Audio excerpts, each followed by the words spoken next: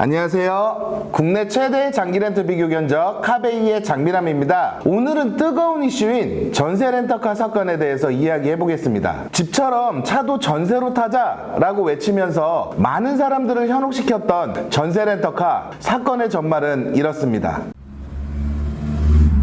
최근에 저희 회사 직원들이 이사를 많이 했는데요. 전세 렌터카의 이 전세가 집에서 나온 개념이니까 집으로 가정을 해보겠습니다. 비슷한 위치와 조건의 집 A와 B가 있습니다. A는 전세가 1억이고요. B는 월세 50만 원이에요. 지금 여러분께 여유자금 1억 이상이 있다면 어떤 쪽을 택하시겠어요? 당연히 A겠죠. 전세 렌터카 업체에서도 이렇게 말한 겁니다. 매달 월세 내듯이 월 렌탈료 내면서 타지 말고 전세 렌터카로 전세금 100% 보장받으면서 4년마다 원하는 차를 타라. 그리고 심지어 장기 렌트나 리스에는 무조건 존재하는 약정거리 제한도 없대요. 무제한 키로수니까 계약 기간 동안 원하는 대로 차를 타고 다니다가 만기 때 내가 낸 금액을 100% 다시 돌려받는다. 결과부터 말씀드리자면 현재 전세 렌터카 회사 대표는 이미 몇 개월째 잠적 중이라고 합니다. 피해를 입었다고 주장하는 사람들이 집단 소송을 제기하거나 각종 커뮤니티에 피해 주장 후기들이 올라오고 있는 상황인데요. 차량도 전세로 탈 수 있다는 기적의 논리로 렌트 업계를 뒤흔들 뻔했던 전세 렌터카, 대체 무슨 일이 있었던 걸까요? 우선 저희 카베이 영상 중에 가장 조회수가 높은 영상이기도 한 장기 렌트카 장단점 영상을 보신 분들이라면 댓글도 함께 보셨을 테니까 아실 텐데요. 업로드된 지 1년이 훌쩍 넘은 이 영상에 지금도 꾸준히 댓글이 달리고 있는데 여기에도 전세 렌터카에 대한 질문이 상당히 많았습니다.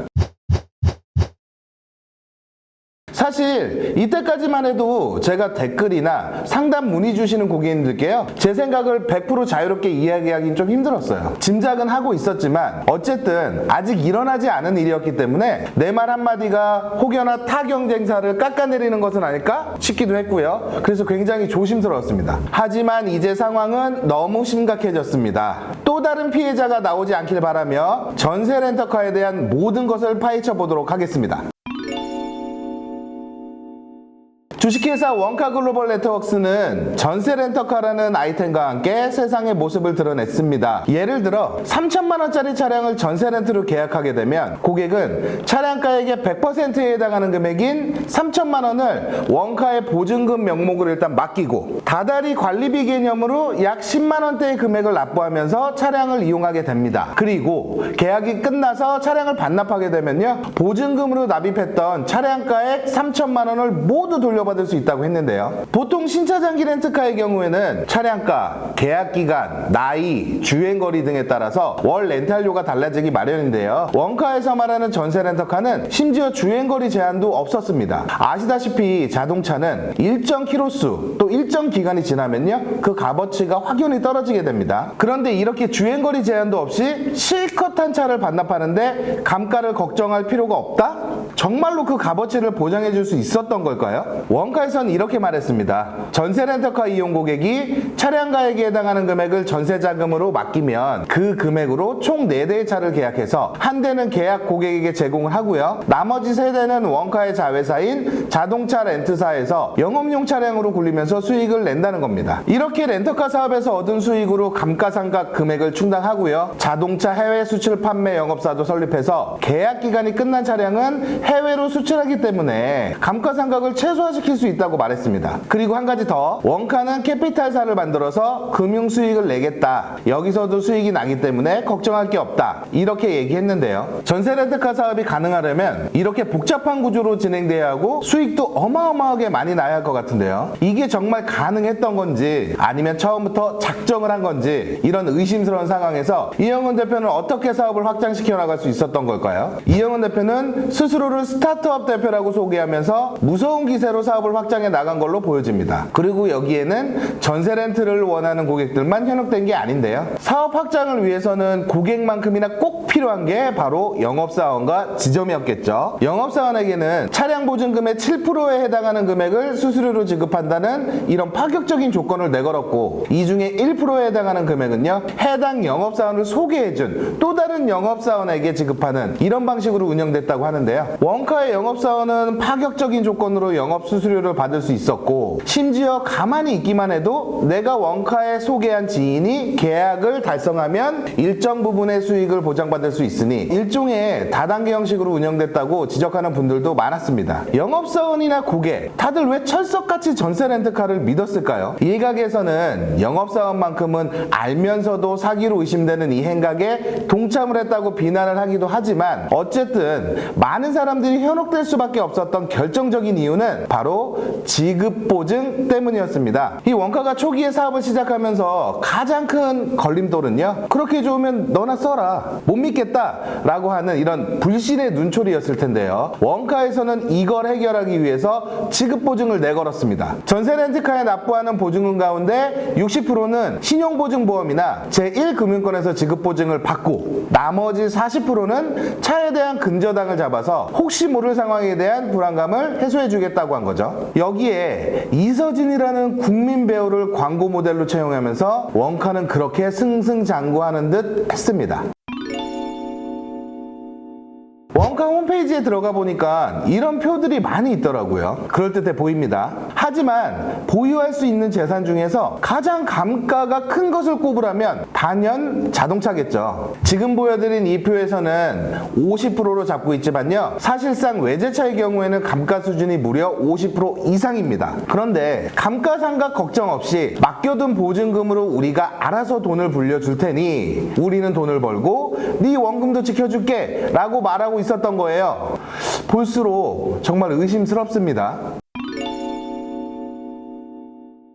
다시 주택 전세를 예로 들어보겠습니다. 아파트의 경우는 웬만하면 집값은 크게 떨어지지 않습니다. 아파트는 공시지가가 정해져 있고 이건 해를 거듭할수록 오히려 오를 가능성이 또 크죠. 하지만 사용할수록, 아니 보유하고 있는 것만으로도 감가가 발생하는 자동차를 전세로 탄다. 쉽게 말하면 그냥 앞뒤가 안 맞죠. 그런데 원카에서는 이서진이라는 유명 연예인을 전면으로 내세우면서 각종 매체를 통해 자신들의 사업을 홍보하기 시작했고, 심지어는 전세 렌터카라는 개념에 대해서 부정적으로 말하는 커뮤니티 글에는 허위사실 유포라며 맞대응을 하기도 했다고 합니다. 하지만 최근 들어서 유튜브에 피해자 인터뷰 영상이나 고발성 영상이 하나둘씩 올라오기 시작했습니다. 결국 처음부터 참 의심스러웠던 이 사업이 정말 사기 사건으로 밝혀진다면 그 피해를 고스란히 떠안게 될 사람들은 점점 늘어날 테고요. 아닐 거야 라는 마음으로 묵혀있던 이런 의심들이 어느 정도 확신이 되자 문제가 수면 위로 지금 떠오르게 된 거죠. 이번 전세 렌터카 사건의 핵심은요, 바로 보증금을 100% 돌려받을 수 있다고 자신있게 주장한 업체입니다. 보증금의 60%는 제1금융권에서 지급보증을 받을 수 있고, 나머지 40%는 차량의 저당권을 설정해 충분히 모든 보증금을 돌려받을 수 있다라며 고객을 현혹시켰고, 유명 연예인의 광고 등의 마케팅이 동반되면서 그걸 믿고 돈을 넣게 된 수많은 사람들. 전세 렌터카는 장기 렌트처럼 계약 기간이 4년으로 설정되어 있습니다. 고의인지 아닌지는 이영훈 대표 본인만 알고 있겠지만, 일단 피해를 입었다고 주장하고 있는 사람들의 입장에서는 지금 내가 사기를 당한 건지 아닌지는 최소 4년이라는 계약 기간이 지나봐야 확인을 할 수 있게끔 그렇게 시간적으로 안전장치가 마련되어 있는 셈이죠. 그 기간 동안 실제로 차량에 출고되기도 했고 지급보증이나 근저당 설정을 받은 고객도 있긴 합니다. 하지만 최근 들어서까지 이어졌던 전세 렌터카 계약 고객 중에서는요, 차량가의 100%에 해당하는 금액을 보증금으로 납입을 했지만 지급보증 설정 없이 겨우 차를 받았거나 심지어 차도 못 받은 상태로 돈만 납부했다고 주장하는 분들이 우후죽순으로 쏟아지고 있습니다. 특히 작년 말부터는 차량이 지급되지 않고 있다거나 지급보증이 안 나온다는 내용의 피해 주장 사례들이 인터넷 등을 통해서 알려졌고요. 결국 지난 2월에는 집단 고소가 진행되기도 했다고 합니다. 피해자들의 주장은 이렇습니다. 지급보증이 안 나왔음에도 이를 계약자들에게 미리 알리지 않았거나 보증금을 납부했음에도 차량 자체가 안 나왔고 환불도 되지 않았다는 것입니다. 그리고 커뮤니티에 올라온 후기들을 살펴보니 이미 차량을 받아서 운용하고 있던 분들이라고 해도 보험 갱신이 안 돼가지고요, 무보험 상태가 되면 차를 방치할 수밖에 없다는 말도 떠돌고 있습니다. 저렴하게 렌트해보려고 납입한 보증금이 결국 나도 모르게 사기 사건 자금으로 운영된 건 아닌지 다들 불안에 떨고 있다고 합니다. 사실 제가 전세 렌터카에 대해서 처음 관심을 가졌던 건 가까운 지인 때문이었습니다. 제가 신차장기 렌트 사업을 하고 있다는 걸 잘 알고 있는 지인이 신차장기 렌트보다 더 혁신적인 사업 아이템이 있는데 더 늦기 전에 빨리 이거 해보자. 이거 대박 아니냐? 이렇게 말을 하더라고요. 이게 말이 돼? 라고 생각하고 가볍게 흘려보냈던 이 일이 이렇게 문제가 커질 거라고는 정말 상상조차 못했습니다. 전세 렌터카의 위험이 세상에 널리 알려진 건 한 제보자 덕분이라고 하는데요. 전세 렌터카 사업 구조의 이런 불합리성을 눈치챈 제보자가 여기저기 알아보고 이의를 제기하면서 지급 보증 루트를 막는 등의 행동을 했기 때문에 하마터면 전 국민이 상대가 될 수도 있었던 사건, 여기서나마 멈출 수 있었던 거죠. 하지만 이미 너무 많은 사람들이 피해를 의심하고 있습니다. 이제 본격적으로 원가 피해 의심 사례들이 쏟아지면서 집단 소송도 이제 시작 단계라는 생각이 듭니다. 전세 렌터카 정말 희대의 사기 사건으로 판명이 날지 저도 참 걱정스러운 부분인데요. 주변에서 누군가가 사기를 당했다고 하면 왜 제대로 알아보지 않았어? 누가 봐도 사기 아니야? 이런 이야기 많이 하시죠. 사실 뭔가에 홀린 듯이 당하게 되는 게 바로 이 사기고, 누군가의 인생을 송두리째 앗아갈 수 있는 이런 악질적인 범죄임에도 그에 대한 처벌은 대체로 미약한 것 같습니다. 좀 더 강력한 처벌이 갖춰져서 사기를 치는 사람도 사기를 당하는 사람도 없는 세상이 왔으면 좋겠습니다. 앞으로도 궁금한 점이나 의견 있으시면요, 자유롭게 댓글 남겨주시고요. 자동차에 대한 다양한 정보를 드리고 있으니 구독과 좋아요, 알림 설정까지 부탁드립니다. 오늘 영상은 여기서 마치겠습니다. 다들 시청해주셔서 감사합니다.